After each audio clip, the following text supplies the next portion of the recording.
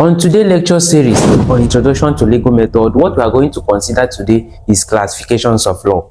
On our previous video, we talked about the types of law. Now we have come to examine the most relevant area that we are going to be tested upon by our lecturer, which has to do with classifications of law. The question now will be, what is the essence of classifying law, or what is the need for classifications of law?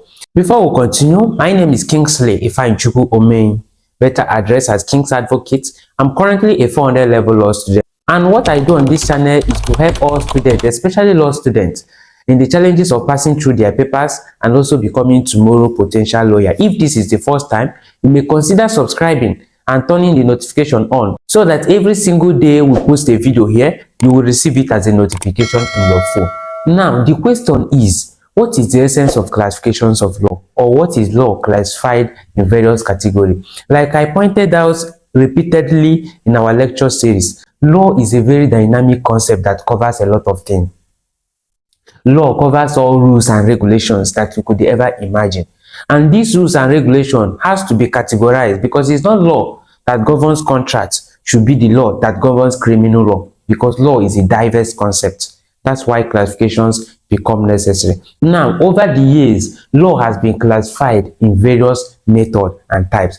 And one beautiful thing, or one unique thing I have to tell you about this classification is that it is more of academic in nature, in the sense that in real life or in real practice, you may see a particular matter brought before you by your client that not only covers criminal law, but also extends to torts and also many other things, civil matters. So as you progress in this profession, you will better appreciate every single thing I'm going to say.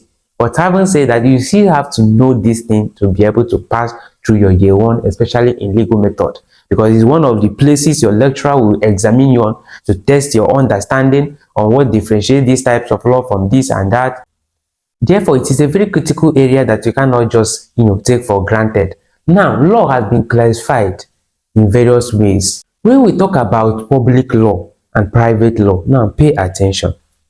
I want you to pay attention so that you'll be able to understand the clarity or the distinction between these two. When we talk about public law, private law, here is the key things you have to know. If you are talking about public law has to do with law that governs the relationship between the states and individual.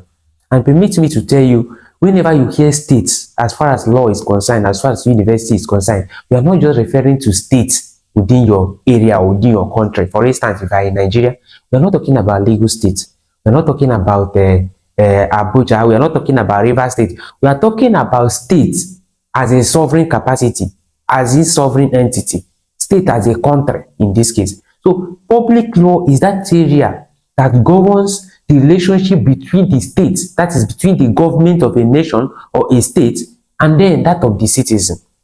A good example of public law is what? Criminal law.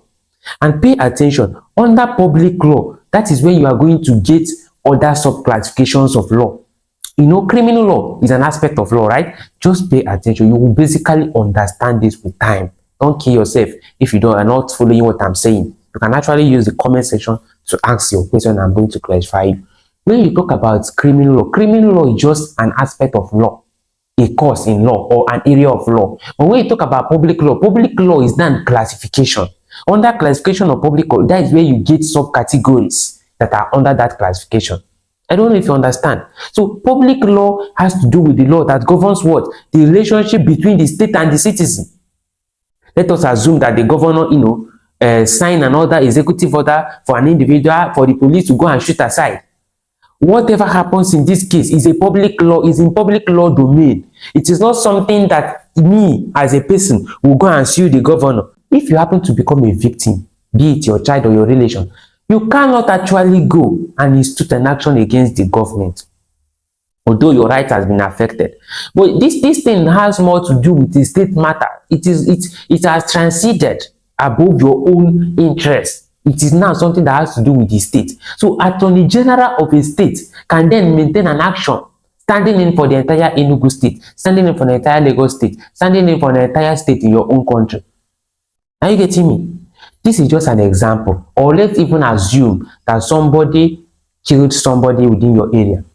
That person they killed God forbid, happen to be your relation, you cannot sue that person unless you obtain a fiat from the Attorney General of your state or federation. Because this thing is a criminal act, is a public matter. The interest of the state is at stake. It is the state that should prosecute. Somebody have died is your relation, but the state is the person that is in charge with the custodian of security. So that's why we address it as what? Public law. Because it's something that has to do with the relationship of individual and the state. You're going to understand. What are the examples of public law? We have criminal law, as I pointed out. We have constitutional law. Constitutional law has to do with our constitution. We have then administrative law, which has to do with the organs of government and how the functions and to what extent with their power, acts or becomes ultra-vires.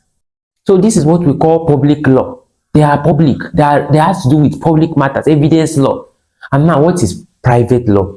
Private law, on the other hand, governs the relationship between an individual and individual. Are you getting my point? I hope you are following this lecture video. We have seen it, right? That public law has to do with what? States and an individual. Then we talk about private. Private has to do with what? Individual and individual. Somebody have collected a parcel of your land.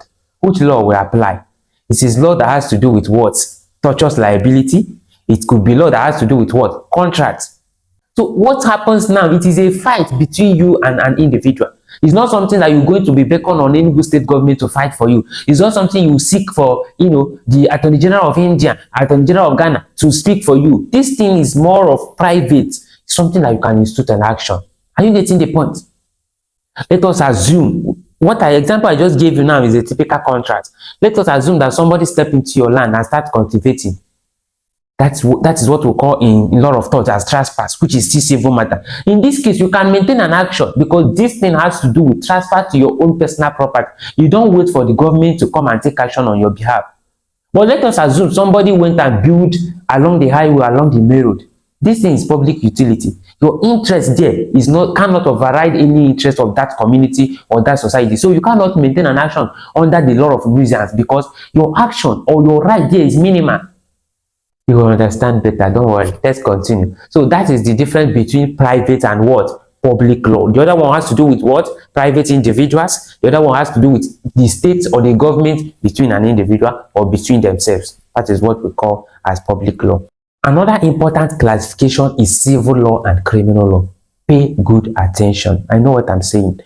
When we talk about civil law and criminal law, first of all, the word civil law has many meanings, but I will basically restrict the meaning as far as we are concerned here, as it concerns you and I here, not as the word civil entails to be. When we talk about civil law, we are basically talking about law that has to do with what? Things that are not criminal in nature. Are you getting me? Civil law is an area of law that defines rights, duties, and obligations between another person to another persons, and it is also a law that provides remedy in the event of breach. You can also put it this way, that civil law is an aspect of law that provides or prescribes rights, duty, and obligation, and so doing also provide a system whereby somebody whose rights or whose property or whose interest has been injured can seek for compensation. That is what civil law is all about. Criminal law, on the other hand, is an aspect of law that has to do with the protecting the lives and the general interest of the society in such a way that when one right has been violated in a very criminal matter, be it by taking life or by so many other actions, the law in this case is going to take action, not just to sanction, but to protect the sanctity and the dignity of the society. That's why I told you that classifications of law is very, very important. And the confusing aspect of it is that it's very difficult to differentiate between private public law and criminal civil law, because as you can see now, we are still boiling down to private and public law. I'll tell you why. If you look at this definition now, you see that civil law tends towards what? Private law, right? You see that public law tends towards what? Criminal law. But they are not conterminous. That is to say, they are not the same thing. Civil law in this case goes beyond just private matters. It has to show that it is just an aspect of law that prescribes rights and duties in such a way that whereby such rights is violated, there must be what? Remedy. But in criminal law, there is nothing like what? Remedy. There could only be what? Punishment. That is what I want you to go home with the law. That is what I want you to know. When you talk about civil law, write to your lecturer, tell your lecturer that civil law is an aspect of law that are prescribed rights, duties, and obligations, and thereby provide a system that rewards you or that compensates you when you have substantially proved that your right has been violated. But criminal law, on the other hand, prescribes law that prohibits indiscriminate acts in the society in such a way that the interest of the society is not jeopardized. Are we following? Give me a like. I want to hear your like. Give me a like if you are following me. So that is what this law is all about. A good example of civil law is contract law, like I said. We talk about torts, talk about family law. These things has to do with individual and individual. There is no contract you will contract with somebody.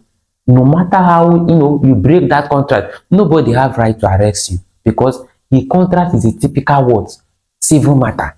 In any civil matter, nobody has right to bungle you with policeman or with security, because it's just a breach of civil rights. But when we talk about criminal law, a breach of it will warrant even the entire CJN and CGFR to tour down in your place and arrest you. I don't know if you're getting the point. So that is the difference between what? Civil law and criminal law. The ultimate remedy in civil law is what? Compensation. The ultimate remedy in criminal law is what? Sanction and punishment. Another very important classification is classification between substantive law and procedural law. This was actually very stressful during my year one. I remember how I struggled to understand this, but now I just see how simple it is. Substantive law is basically a law that refers to the body of rules and regulations that governs a particular state of things or a subject matter. When we hear the word substantive, it simply means the chief, the main thing, the main thing. So when you hear about substantive law, it has to do with the law itself, the body of legal rules or body of principles that governs a particular thing. The Constitution is a good example of substantive law. Now, when we talk about the procedural law could also be regarded as adjectival law in some textbooks. Procedural law has to do with the law that governs the surface matter of a problem. I'm just trying to avoid legal jargon to define this thing. So you could see procedural law as a law that deals with the method or the processes in order to be able to enforce what? The substantive law. A good example of procedural law is the rules of the courts. Are you aware that when you come to secondary, you will know that when something happened here, you can't just go to any court to institute an action. If you institute an action, let us assume that somebody take your land. Let us assume that somebody is dragging your land. You then go and institute your action in Federal High Court. You are going to fail. Or you go to Supreme Court and institute your action. You are going to fail. Or you go to Magistrate Court and institute your action. You are going to fail. Why? You are not failing. You are not failing simply because the person has right over your land. But you are failing because you are failing to observe what? The procedural law. The procedural law says that the court that has jurisdiction in a land dispute is State High Court, not Federal High Court. You see, but the law is there that nobody has right to take your land based on Land Use Act, except through the instrumentality of the state, through the government. But in this case, in as much as you have the right to that land, if you fail to maintain an action, thereby violating procedural law, your action is going to fail automatically. You see it? So that is what procedural law is all about. See substantive law as this, the rules itself. And the procedural law regards to the process to apply the rule. Do you understand? I will give you a typical example. Let us assume you have gotten admission to study at UNILAG. The rule in UNILAG says that examination malpractice is prohibited. Of course, even in my school it is prohibited. But we are using UNILAG as a case study. Now, if the rule says that examination malpractice is prohibited, there should be or there is another law known as procedural law that governs how any person who is caught with examination malpractice or with homocricry in the hall is going to be treated. That one is what? Procedural law. Let us assume a lecturer found you using some homocricry, that's what we call it in Igbo. I don't know what you call it in your own. Let us assume the lecturer have caught you using some of these ingredients, writing.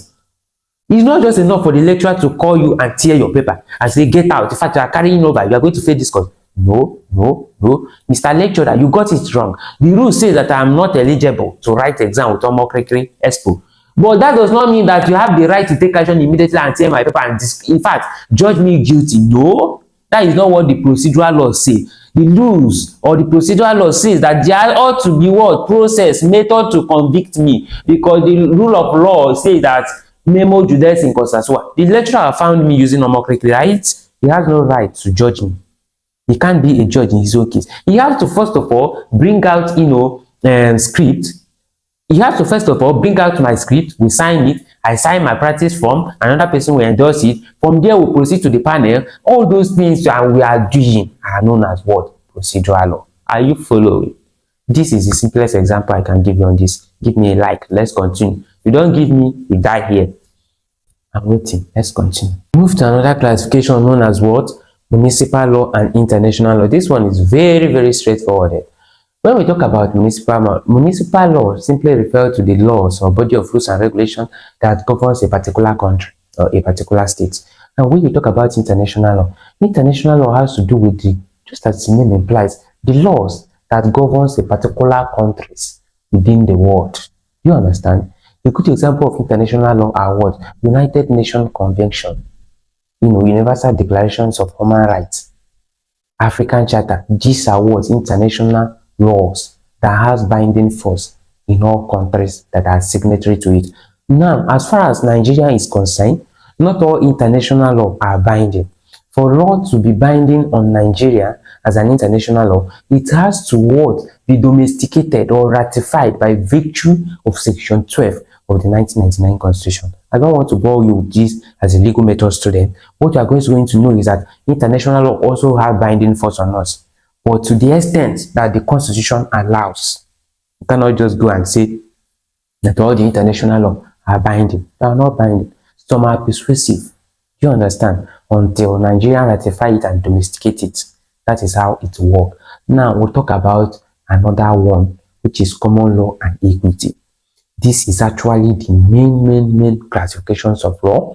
And it's not something we are going to cover on this video because it's very voluminous. We are going to point a lot of how you are going to answer it, because for me, this is where they will examine you on and you won't like to miss it. So I encourage you to subscribe, because next Saturday, that is what we are going to discuss. Subscribe. And now we have discussed a lot of videos, a playlist video on legal method, starting from the course outline down to what we are doing now today. So I encourage you to click this video above or this one. It's going to help you in a big way to understand everything we have said.